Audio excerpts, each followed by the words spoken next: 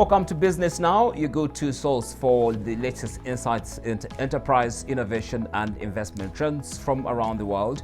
Malcolm Musime, and today's show is brought to you by Absa Bank. In today's edition, we bring you exclusive analysis of some of Uganda's most pressing business developments.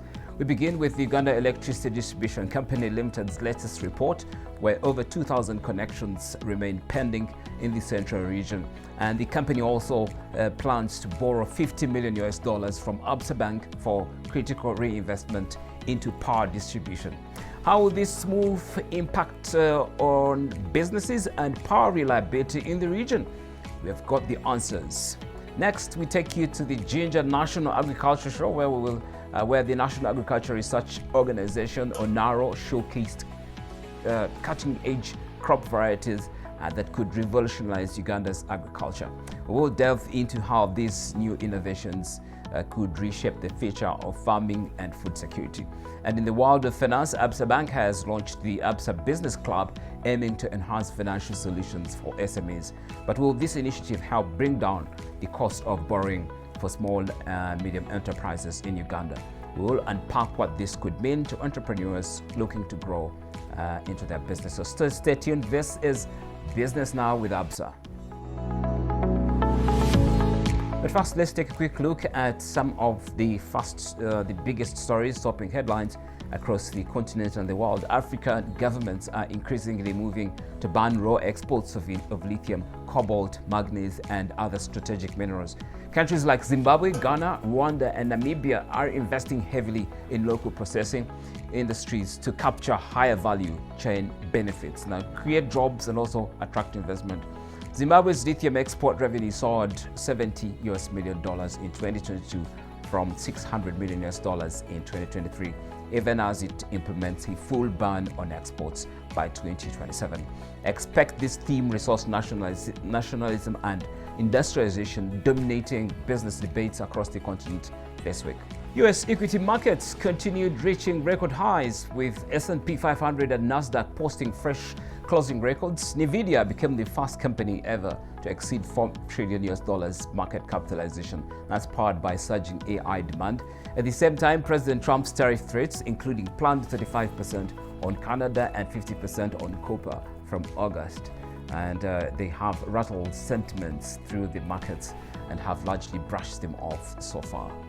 With Q2 earnings season kicking off, all eyes are on reporting from financial giants like JP Morgan and Netflix and Johnson & Johnson, as well as the US inflation figures, to gauge whether underlying economic strength offsets tariff disruptions. Analysts expect modest earnings growth around plus 5 to 6% in aggregate through results, though results may vary across the sectors. This is Business Now, and we're going into powering growth or holding back. Uganda Electricity Distribution Company Limited is reporting over 2,000 pending connections in the central region and plans to borrow $50 million from Absa Bank for reinvestment into power redistribution. But with rising complaints about power outages, what does this mean for Uganda's business environment? In our CEO segment, we speak to the head of the Federation of Small and Medium Enterprises, John Kakungulu Walugembe, about how erratic supply is hurting operations and what the company must do to improve service delivery for Uganda's backbone and small businesses filling up the entrepreneurial world. First of all, we want to congratulate UEDCL for taking over from Umeme mostly smoothly. There are hiccups, definitely. What we see are increased outages, and it cannot be that the challenge is with the distribution system, because it's the same distribution system that Umeme was using. So if Umeme underinvested in the distribution system, then the same outages should have occurred during the Umeme time. So for me, it's more likely to be an issue of operational inefficiencies. They've not been able to smoothly fill the human resource gaps. Probably they have not been able to keep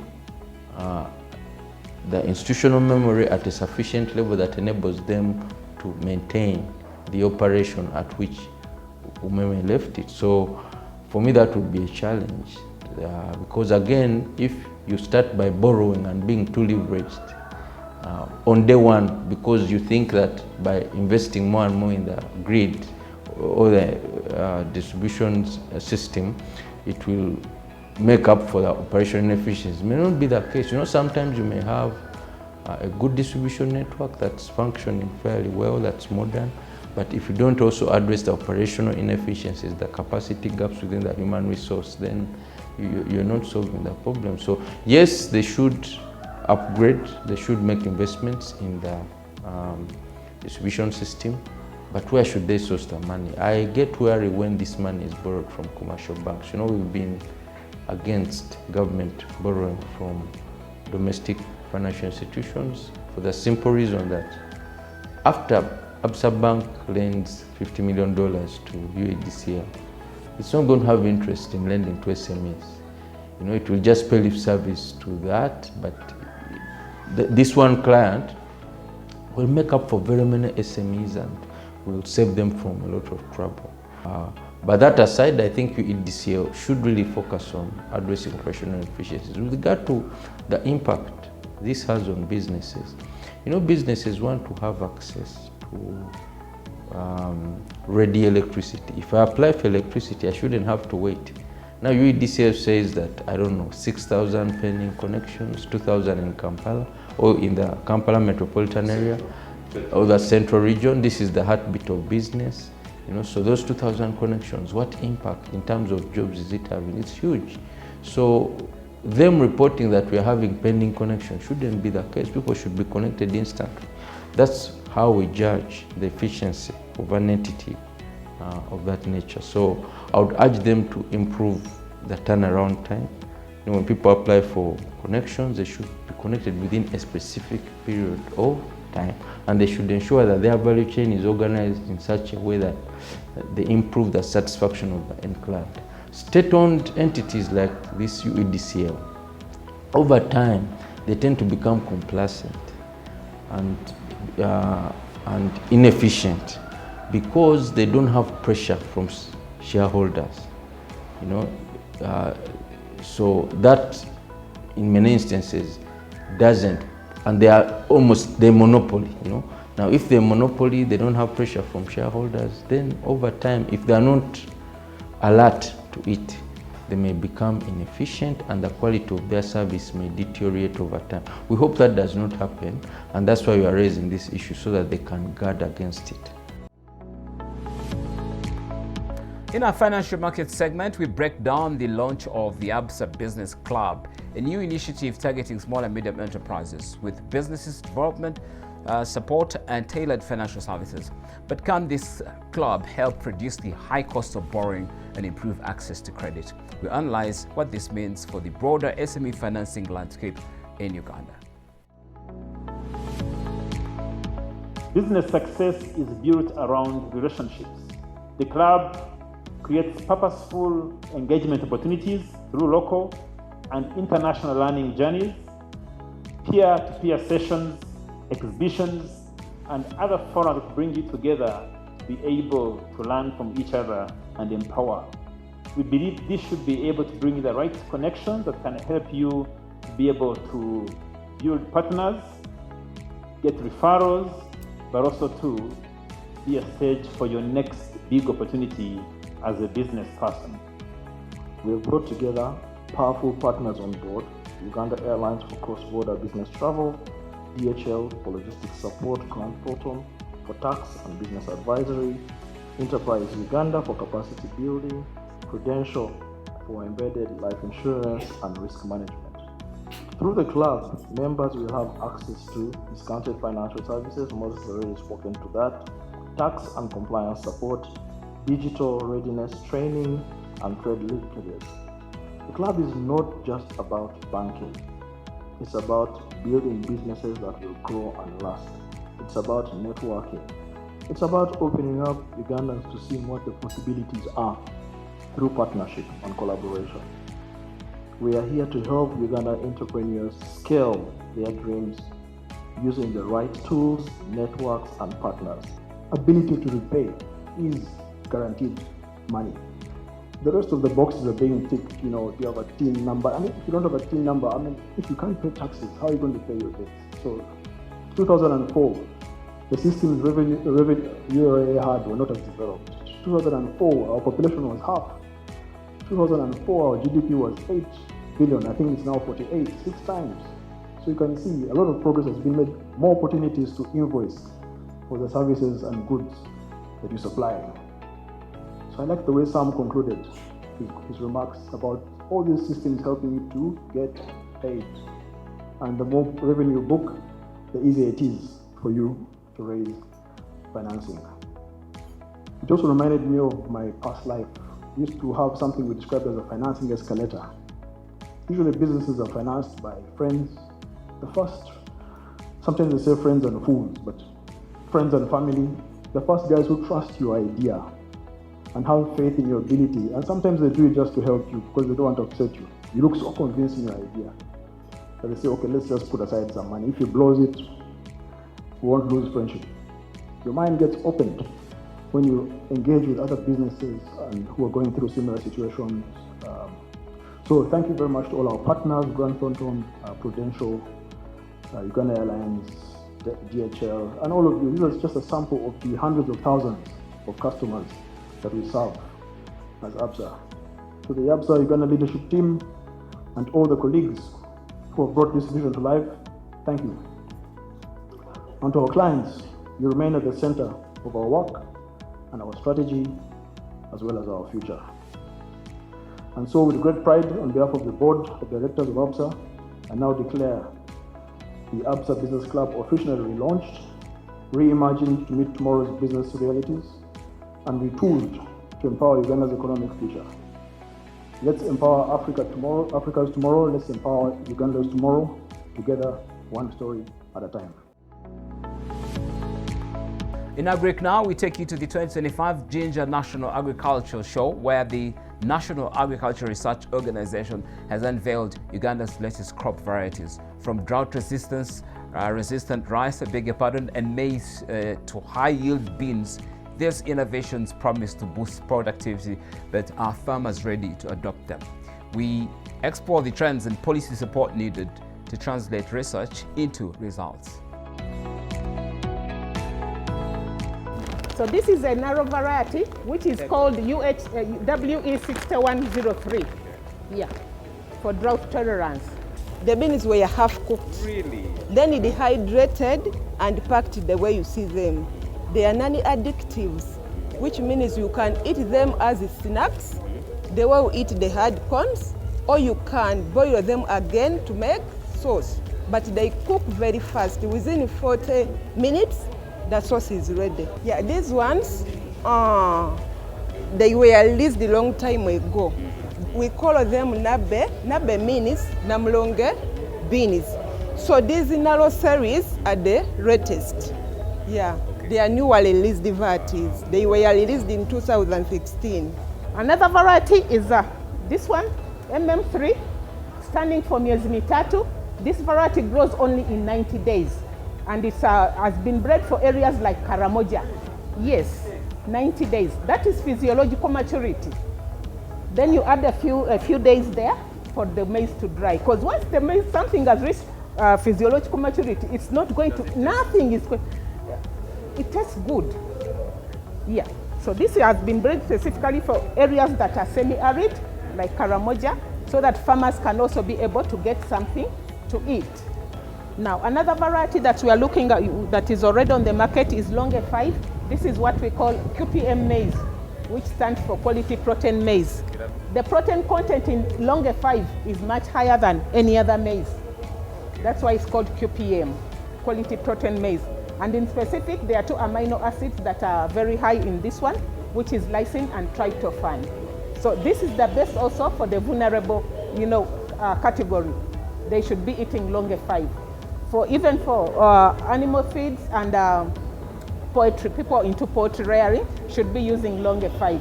Actually, the orange maize is even good for poultry. If you want to get orange yolk, you need to feed your poultry with the orange maize. Yes. Altogether, we are doing research looking at the ecology, where the crops should be grown. We are looking at nutrition, and we are also looking at earning incomes from the crops. So we've bred, like for rice, we've bred varieties that are good for upland conditions and varieties that do well under the lowland. And upland conditions, yes, the varieties are not aromatic, but they are very early maturing, so they can be captured within the shortest rain period. They are basically rain-fed. And for the lowland, we've bred varieties that are aromatic because we've realized Ugandans eat aroma in rice. So we've, like rice that has no aroma. yeah, we've bred varieties that are aromatic. We use it only to have what we call super. Super is a long maturity crop. It takes 6 months. So what we've done as research is to develop, improve on it and reduce on the maturity period. It comes down to 5 months at least. It's that very super that is we are improving upon. Okay. Yeah. It's a long grain, yeah. Okay. It's a little bit long grain, yeah. Okay. In rice, we have two types, the long grain and the short grain. Yeah. So the long grain is what we call the indicas, and because of the cooking type, these are good for pilau cooking. Then the short grain, those are the ones that are like more from the other part of Asia where they use chopsticks to eat. Narrow rice one, these are bred, a mixture of Indica and Japonica, so they are called Javanicas. Not too long, not too short. They are intermediate in between. Yeah. Then we've bred like this one, narrow rice too, which is known as the basmati of Uganda. Yes. It is aromatic. All these narrow rice varieties, the new ones are very aromatic, and specific narrow rice too, which the farmers also know as Met 12, can be grown under rain-fed and irrigated conditions, but the beauty with narrow rice too, it can also be grown in a place that doesn't have a little bit of too much water. Yeah, they are all short-term maturity crops. Yeah, they are mature earlier than super. The major now, we are looking at the low glycemic index, so it's very good for the diabetic patients. Yeah, for people who have diabetes. It's good for weight loss, it's good for protecting, having good vision in the eyes, So many important factors that are also driving research to go into more, to develop a black rice variety.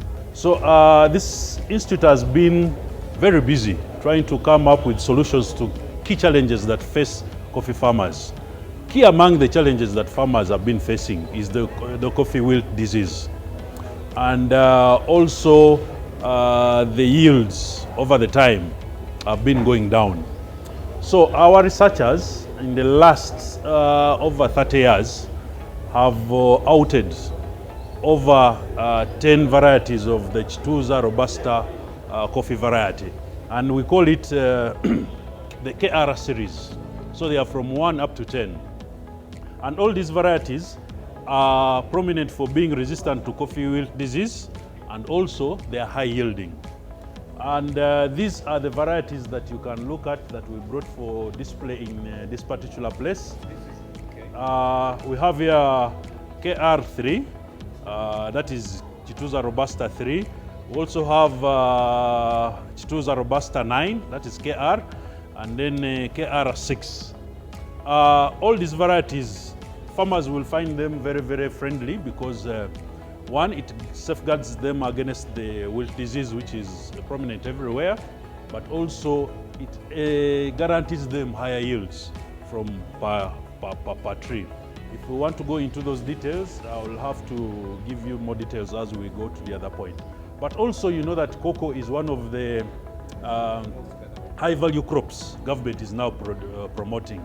Cocoa, macadamia, and all those that are high-value crops on the world market. So even cocoa, we are into research of it, and our role as NARO is to bring on the market high-value seedlings that ensure that the farmers are getting high yields, but also they are not disturbed by pests and diseases that affect most of these crops.